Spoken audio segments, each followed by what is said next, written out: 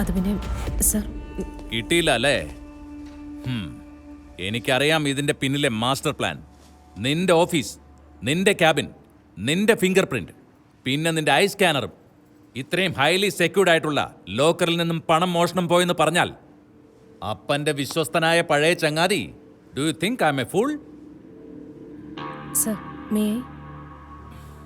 Sir, ഇതാരാണോ ചെയ്തത്, we are just behind dum.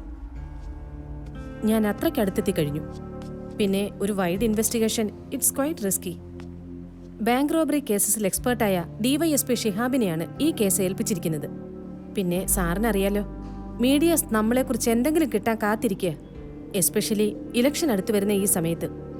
പിന്നെ സാറ് വന്ന ഈ ഷോർട്ട് ടൈമിൽ തന്നെ എന്തെങ്കിലും ഒരു ന്യൂസ് ഫ്ലാഷായാൽ അത് സാറിന്റെ കരിയറിനെ തന്നെ ബാധിക്കും. So please trust me.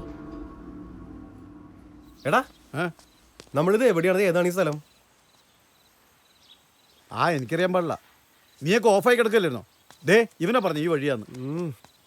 എന്റെ ഫോണിൽ ഡിസ്പ്ലേ പൊട്ടിയോണ്ടാണ്. ഇല്ലെങ്കിൽ GPS നോക്കി പണ്ടേ അവിടെ എത്തിച്ചാണ്. ഏത് നേരത്താണ് നിന്റെ ഒപ്പം വരാൻ തോന്നിയ? മുടിയും പോയി 10ന് കല്യാണം, എല്ലാത്തിനും കാരണം ഇവനാണ്. ഞാൻ എടാ നീക്ക് കൂടി എനിക്ക് എന്താ തന്നെ? എന്താണത്?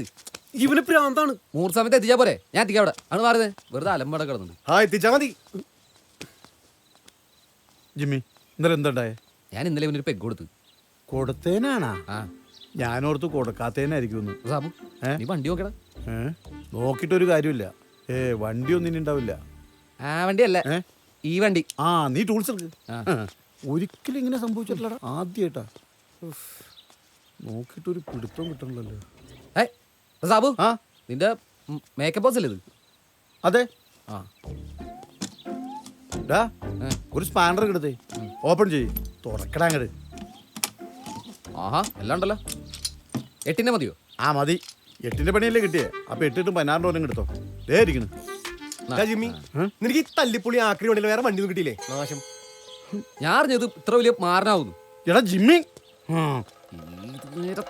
ജിമ്മി, നിന്നെ വിളിക്കാൻ തോന്നിയെന്ന് പറയായിരുന്നു.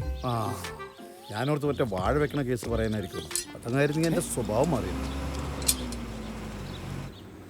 നിങ്ങൾ നന്നാക്കി വരാതിരിക്കുക എന്തെങ്കിലും ചെയ്തോ, ഞാൻ പോവാണ്.